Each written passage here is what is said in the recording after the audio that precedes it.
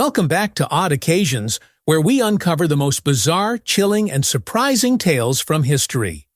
Today, we're diving into the twisted world of wives who took matters into their own hands and their husbands' lives. Whether it was out of anger, revenge, or pure greed, these women chose an unconventional weapon: poison. From notorious serial killers to lesser-known femme fatales, here are 10 stories of wives who spiked their husbands' meals with deadly intentions. Let's take a look at the dark side of love and revenge. Number 10. Guilia Tofana. Guilia Tofana, a well-known serial killer from Roman history, is the first person on our list. Back in the 1600s, Tofana became infamous for assisting wives in the murder of their husbands for nearly 50 years. Her unique poison, a concoction of arsenic, belladonna, and lead, was known as aqua tofana, and it was lethal. They say it took just 4 drops, and the man was as good as gone. But, as with all things, her reign came to an abrupt halt, and it was all thanks to one client who lost her nerve. You know that character in a movie who has a change of heart right in the middle of the crime and ends up spoiling it for everyone? Well, that was this client. After slipping aqua tofana into her husband's soup, the woman was suddenly overcome with guilt. Panicked, she pleaded with her husband to stop, to put down the spoon. He grew suspicious, rightfully so, and after pressing her for answers, she finally broke down, revealing the entire plot. And so, the authorities came for Tofana. Roman officials didn't waste time. She was arrested and tortured, and though she initially denied everything, she eventually confessed. She admitted that she, and even her mother and daughter, had been helping wives poison their husbands for years, resulting in the deaths of hundreds of men. For her crimes, Guilia Tofana was sentenced to death in 1659. And with her, the legend of aqua tofana faded into the annals of history. Stay tuned as we continue our list of women who wielded poison as a weapon in our journey down this dark path. Number 9. Nannie Doss. If Guilia Tofana made poisoning seem almost fashionable, Nannie Doss made it absolutely horrifying. Her story is especially twisted because, as she confessed to the authorities, she was laughing, and that's why she earned the nickname the Giggling Granny. It's like something straight out of a horror story. Between 1920 and 1954, Doss was responsible for 11 deaths. Her victims included 2 of her children, 2 sisters, her mother, a mother-in-law, a nephew, and, brace yourself, 4 husbands. The nightmare began with her first husband, Charlie Braggs. One day, he came home from work to find 2 of their children lying dead on the kitchen floor. Doss claimed it was an accidental poisoning, but Braggs wasn't convinced. Not long after, he left her. After that, Nannie Doss's life took a dark turn. Living in Tulsa, Oklahoma, she became obsessed with romance novels and fairy tale love stories. But her next 4 husbands? Far from Prince Charming. They were alcoholics, sometimes violent, womanizers, and adulterers. Her second husband, in particular, assaulted her. She laced his whiskey with rat poison, and just like that, he was gone. It's possible some of these men had it coming, but I'm not so sure about the others. Nannie Doss's other victims may have been innocent bystanders in her twisted pursuit of romance. There's more to come as we continue our journey through the dark side of love and revenge. Number 8. Jacqueline Patrick. Normally, it's parents who tell their children what to do, not the other way around. But in Jacqueline Patrick's case, her daughter was urging her to poison her father. It was Christmas Day, 2013. Jacqueline, 55 years old, decided to add a little holiday cheer to her husband's drink, specifically some antifreeze in his cherry Lambrini.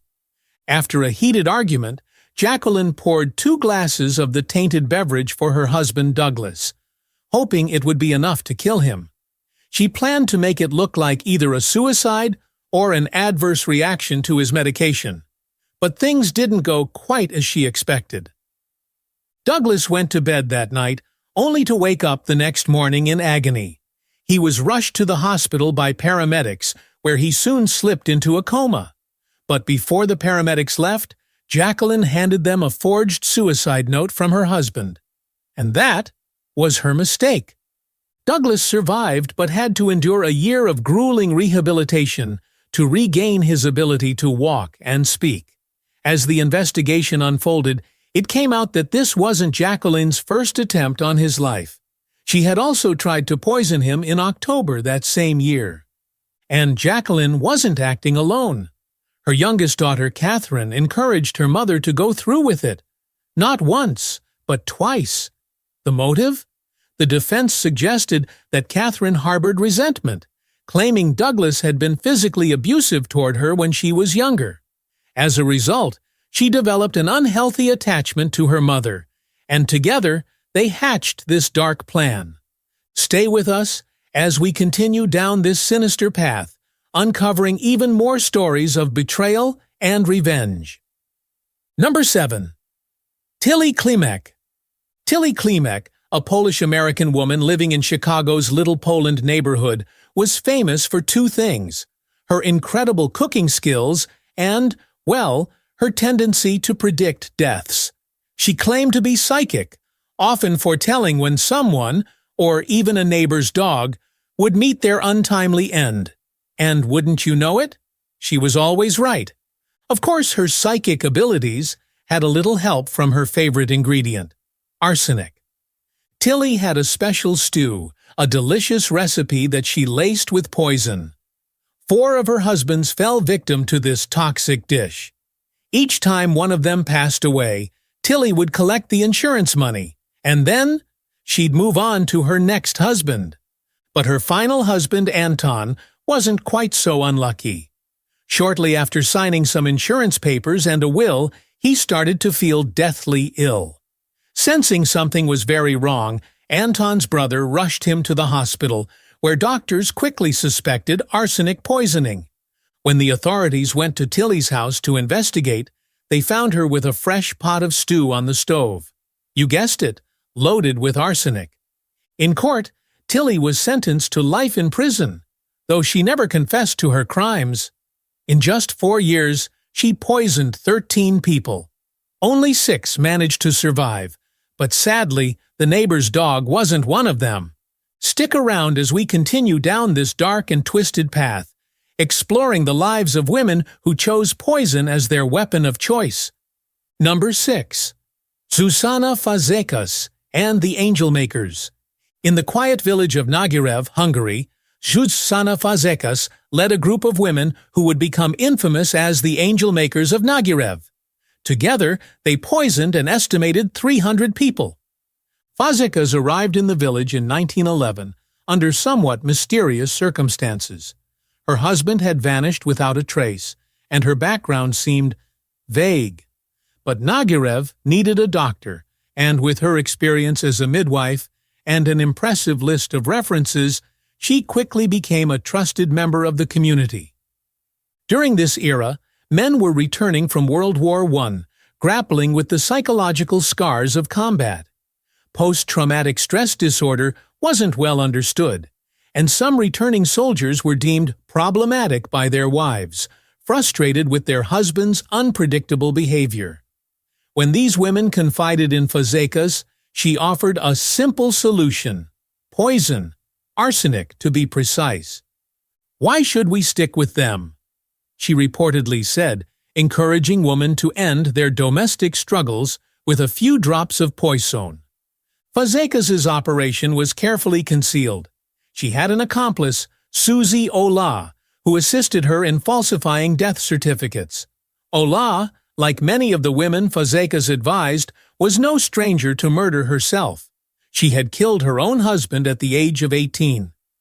By the time the authorities finally closed in, Fazekas had already died, reportedly from a dose of her own medicine. 26 women stood trial, each one offering her own reasons for killing her husband. In the end, only a few were executed, and the village was left with a dark legacy of mass poisoning. Stay with us as we uncover even more twisted tales of betrayal, vengeance, and death by poison. Number 5. Stacey Castor. There's a reason we don't drink antifreeze. It's highly toxic. But for Stacey Castor, antifreeze became her weapon of choice, which she used to kill not just one but 2 husbands, and later attempted to poison her own daughter. It began on August 22, 2005, when Castor dialed 911 to report her husband was missing. When investigators arrived at their home, they found him dead, with a glass of antifreeze nearby. It seemed like a suicide, but something didn't sit right with the authorities. As they delved deeper into Castor's past, they decided to exhume the body of her first husband, who had supposedly died of a heart attack 5 years earlier. And sure enough, they found antifreeze in his system too. But Castor's deadly intentions didn't stop there. When the police informed her daughter Ashley about the antifreeze discovery, Castor suggested a night out to drink away the stress. What Ashley didn't know was that her mother had spiked her vodka with crushed pills, planning to frame her for the murders. Ashley survived the attempted poisoning, and Castor's plot unraveled. She was sentenced to 51 years in prison. 7 years later, Castor herself died of a heart attack in her cell. Stay with us as we dive further into these chilling tales of women who turned to poison in the name of revenge, or something even darker. Number 4. Mary Ann Geering. Mary Ann and her husband, Richard Geering, didn't have the most blissful marriage, but it wasn't the worst either. Together they raised several children and lived comfortably. Then, in 1846, Richard received an inheritance of £20. At the time, this was a substantial amount of money. And for Mary Ann, it seemed to be the perfect motive for murder. 2 years later, Richard fell ill with what was thought to be heart disease and soon passed away. Just a few months later, 2 of their sons, ages 21 and 26, died of a similar illness. Not long after, Benjamin, their 18-year-old son, also fell gravely ill. But thanks to a quick-thinking physician who removed him from the household, Benjamin recovered. Suspicion grew. With her husband and 2 sons dead, the authorities began to investigate Mary Ann's sudden run of bad luck. They exhumed the bodies of Richard and her 2 sons, finding traces of arsenic in each one. Digging deeper, they discovered Mary Ann had purchased arsenic from a local chemist. During her trial, Mary Ann confessed to poisoning her husband and sons. She was sentenced to death and, on August 21, 1849, was executed by hanging. Stay with us as we uncover even more stories of betrayal and murder. This dark path is far from over. Number 3. Judias Buenoano. Yet another case of a wife murdering her husband for financial gain. But this time, Judias Buenoano made a significant profit. In 1971, she poisoned her husband, James Goodyear, after taking out not 1, but 3 life insurance policies on him.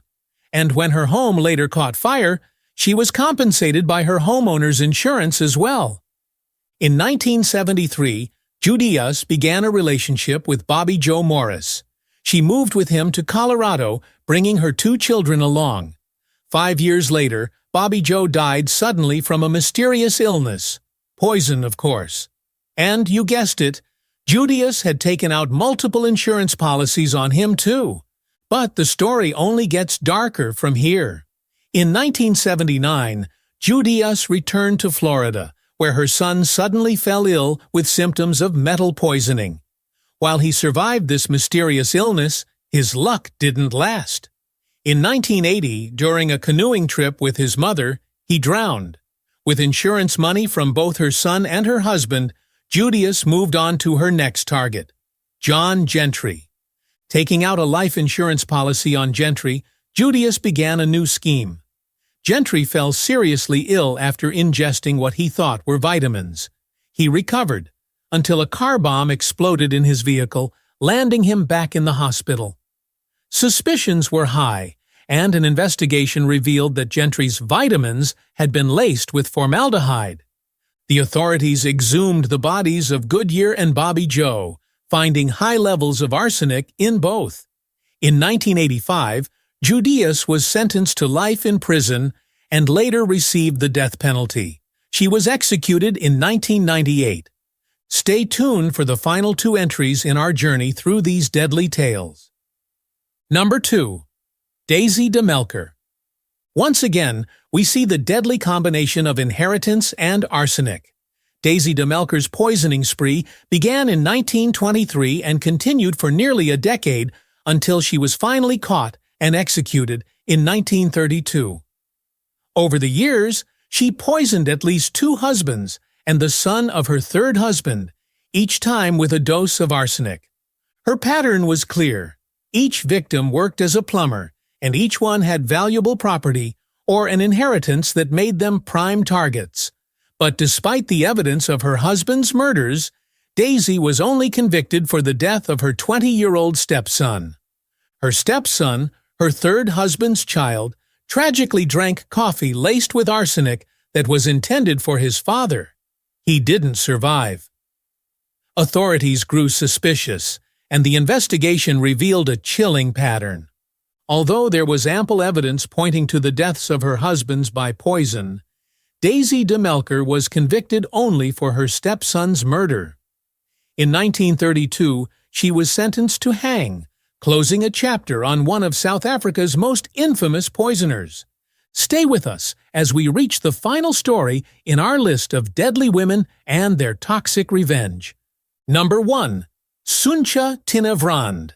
If you find your spouse annoying, boric acid probably isn't the answer. You might consider therapy, or even a divorce. But for Suncha Tinevrand, a woman from Queens, New York, boric acid, a cockroach killer, seemed like a perfectly reasonable solution. Suncha's husband, Robert Barron, started noticing something odd. After 11 years of marriage, he found that his food tasted strange, and he often felt nauseous after eating. Suspicious, he set up a hidden camera to see what might be going on. What did he find? Suncha, sprinkling boric acid into his coffee. When the authorities confronted her, she claimed that she only did it when she was angry at him, saying she just wanted to teach him a lesson. And while Robert survived the ordeal, he certainly learned not to put his trust in his wife. And that's a wrap on today's Deadly Countdown. It seems love isn't always what it's cracked up to be, especially when it involves a touch of arsenic, antifreeze, or a dose of good old boric acid. Thanks for joining us on Odd Occasions. If you enjoyed this journey into the world of poison and intrigue, don't forget to hit that like button, subscribe for more spine-chilling stories, and tap the bell icon so you don't miss our next episode. Let us know in the comments, which of these women do you think had the most twisted tale? Until next time, remember to stay curious and maybe keep an eye on your coffee.